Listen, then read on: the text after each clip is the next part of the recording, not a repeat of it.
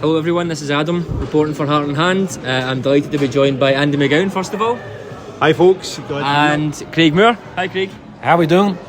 Yeah, very good, thank you. So Craig, we are live from Dortmund ahead of Rangers Europa League qualifier, Europa League knockout stage I should say. We were just talking off air there, and you're probably one of the most experienced Rangers players. You've been here twice, been involved in 4 Dortmund games. What's your memories of being here? It's a fantastic club. It's obviously a brilliant stadium. Unfortunately tonight it's 10,000, but the opportunity for certainly some Rangers fans to experience what I kind of experienced as a player. Unfortunately didn't really get the results when I'm looking at 99, when we were 2-0 up after the winning 2-0 at Ibrox, and probably one of the best goals I think you see it time again in terms of the football that we played. I wanted to ask you about that actually. That's an incredible goal. It's one of the probably top 5 Rangers goals. Like going through virtually all the players, and I think it was George Alberts and then cuts it back for Rodney Wallace. Yep. I mean, it was a beautiful goal, great performance. But then Freddie Bobic, late equaliser over here.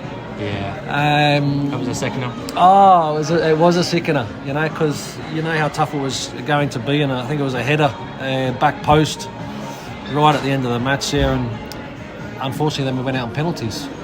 With the current boss, to be fair, missing a penalty, I think, on that night. To be fair, I think so did Arthur Newman. Amaruso scored the only one. Amaruso scored. Claudio Reyna, I think, also missed, whose boys at Dortmund, as we know. Yep. Yeah, so that's my memory. That's your memory of it. You're obviously more involved in those 99 games than you were before. Yeah. In terms of the Rangers team just now, there was obviously a lot more money spent on your team in comparative terms. Yes. How do you rank the Rangers team right now against that team? I have to tell you what, it's a top question, and it's difficult because you get drawn into comparisons all the time. What I do know after the experience and speaking to a lot of Rangers supporters, I think that particular time I played in a very, very good team. A very, very good team. I think it was the football that we played was incredible. Dick Advocaat kind of made his imprint on the team that shifted from Walter Smith. We were a top team. Rangers today are still a very, very good side, but the challenge for Rangers now is to build from last season in terms of stopping 10 in a row, which is fantastic. The true test is now to go and win more trophies, and I think then you're probably in a better position to say, okay, well this team really stands up, and is a type of team that I was kind of involved in, and many other players that were lifting many trophies. So Craig, you played at the top level, and we're talking about that team from 99, and it's probably fair to say that team had a better chance of beating Dortmund than this Rangers team maybe has. But as a professional, what goes through your mind when you're going up against a team like Dortmund from one of the big leagues, where you know that it would be a surprise result for Rangers tonight to win or get anything from it? How do you prepare for that?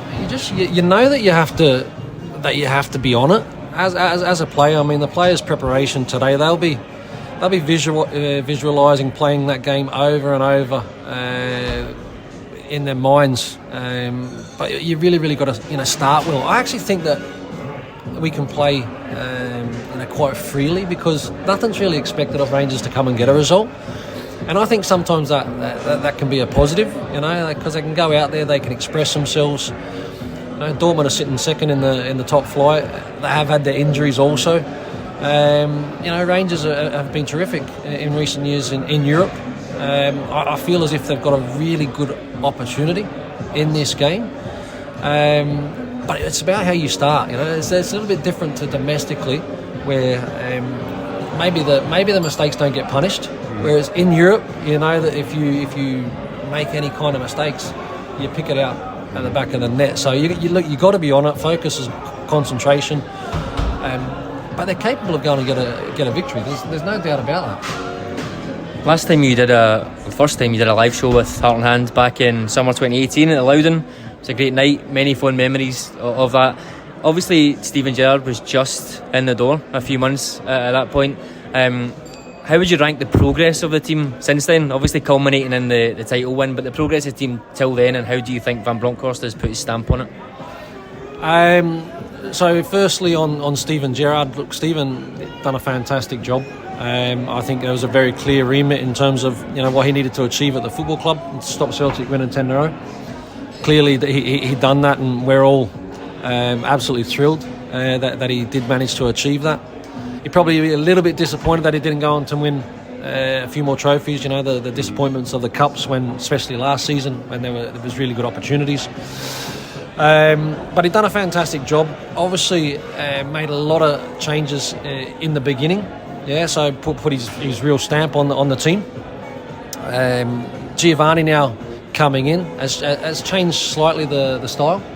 Formation hasn't changed. But maybe the fullbacks are not as aggressive, and the wingers are more like wingers now rather than inside 10s. So it's changed a little bit. For me, the really important step now for Rangers to make is there's a few players that are out of contract. We still, I think, probably go into every window with a little bit too much speculation for my liking. To see us kind of pin down our business, who's part of the plan, the project moving forward, I think is really, really important, because it stops all that speculation every window. Is Morelos going to go? Is Ariba going to leave? Come on, go do your business.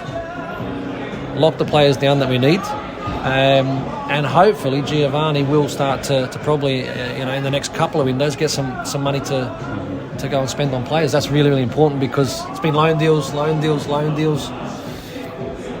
That's Rangers. We've got to find that money to be able to, I think, be astute in the market. Yeah, absolutely, 100% agree on that. Just on terms of Van Bronckhorst, obviously ex-teammate of yours, as you mentioned. When you were teammates those 20 odd years ago, was he one that you would pick out in the dressing room as think he's going to go and become a manager? No, but again, he kept himself to himself.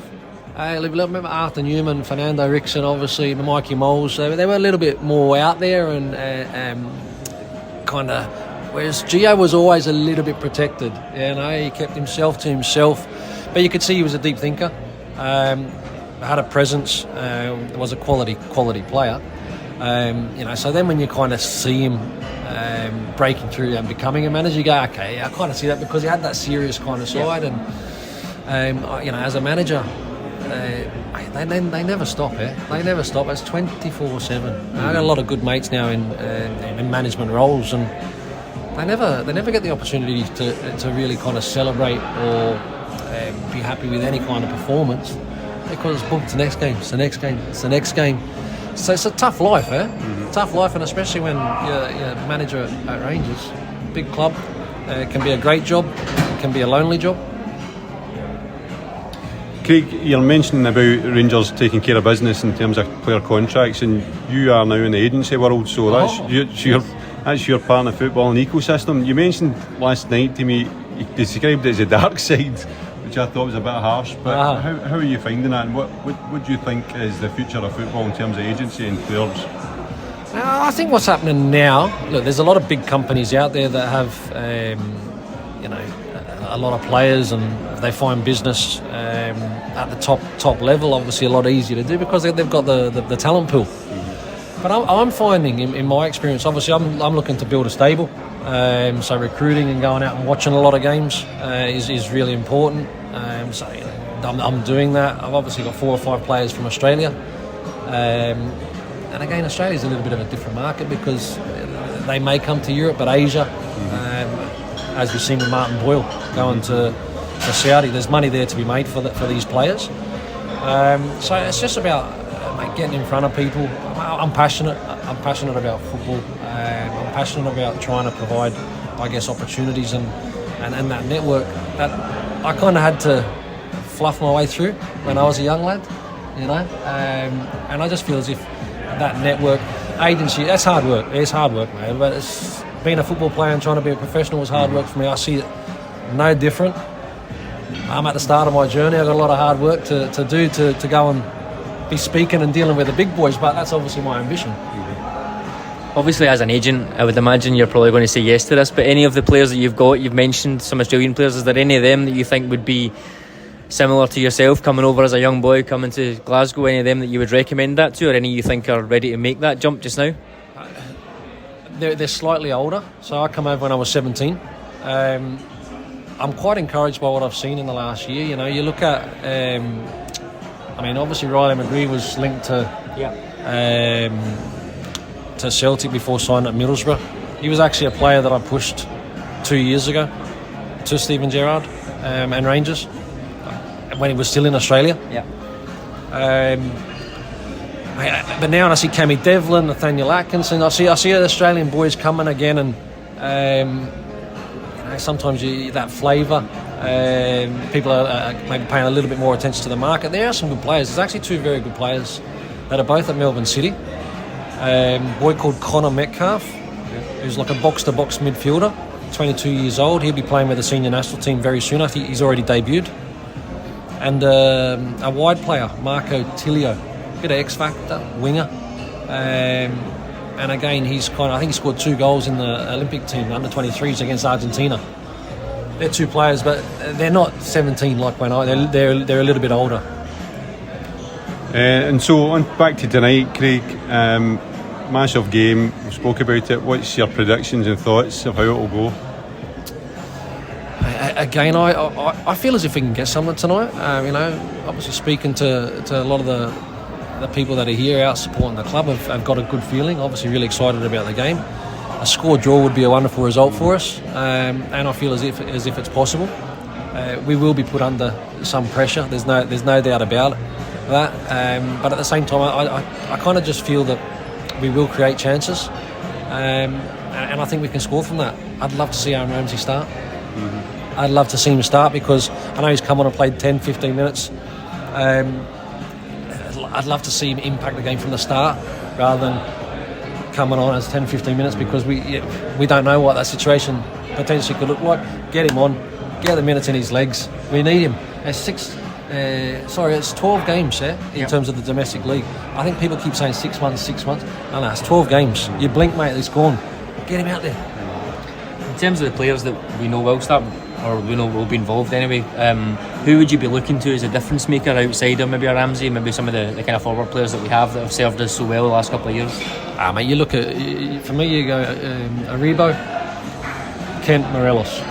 Hadji unfortunately is out injured, but Kent, like I says, he's a big game player for me. It looks as if he's starting to come back to form in terms of getting isolated, taking people on, that kind of confidence. Morelos, although he didn't play with Colombia, he's come back and scoring goals, and big man smiling. He's smiling now. He's not. He doesn't seem as angry. Yeah. But he's huge. He's huge for us because I think he just puts the fear into whatever defender he comes up against, and he scores goals, big goals. Craig, thank you very much for joining us. Hopefully we don't leave it 4 years again, but thank you very much. Appreciate it. Brilliant. Love being on. Thank you. No worries. Andy, thank you. Great to speak to Craig, and on to the game. Absolutely, and thank you on behalf of Heart and Hand to Rangers and Unibet for helping us out with this and getting Craig to speak to us. Very much appreciated. Thank you.